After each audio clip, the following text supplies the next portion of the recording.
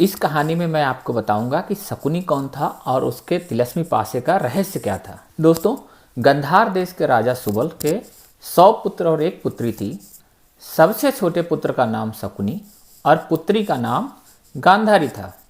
शकुनी की पत्नी का नाम आरशी और शकुनी के 3 पुत्र थे जिनका नाम उलूक, बृकासुर और विप्रचित्ति था।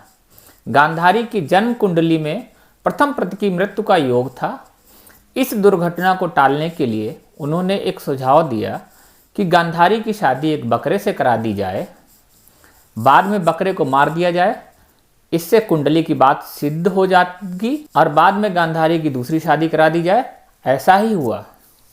जब गांधारी की शादी के लिए धृतराष्ट्र का रिश्ता आया तो शकुनी को यह जरा भी पसंद नहीं आया।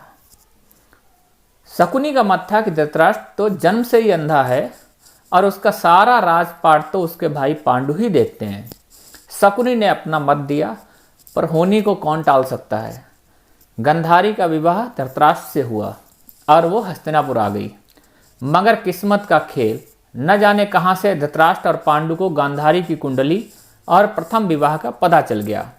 उन्हें बड़ा क्रोध आया कि यह बात उनसे छुपाई क्यों गई कि गांधारी एक तरह से तो विधवा ही थी और उसकी कुंडली में दोष भी था। इस छल से चिढ़कर उन्होंने गांधारी के पिता सहित 100 भाइयों को पकड़कर जेल में डाल दिया। क्योंकि धर्म के अनुसार युद्ध बंदियों को जान से नहीं मारा जा सकता, अतः धृतराष्ट्र और पांडु ने गांधारी के परिवार को भूखा रखकर मारने की सोची। इसलिए वो गांधारी के बंदी परिवार को हर रोज केवल 1 मुट्ठी अनाज दिया करते थे। गांधारी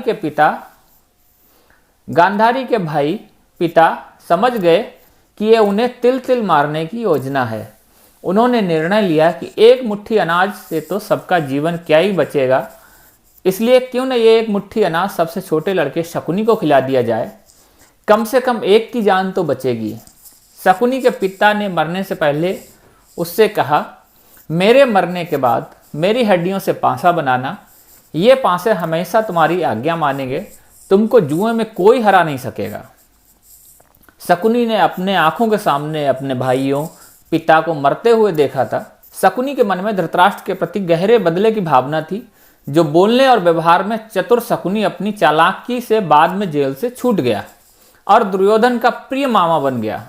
आगे चलकर इन्हीं पांसों का प्रयोग करके शकुनी ने अपने 100 भाइयों की मौत का बदला दुर्योधन और उसके 100 भाइयों के विनाश की बृहद योजना बनाकर लिया। पूरे के पूरे महाभारत का युद्ध का सूत्रधार जो है वो शकुनी ने ही रचा था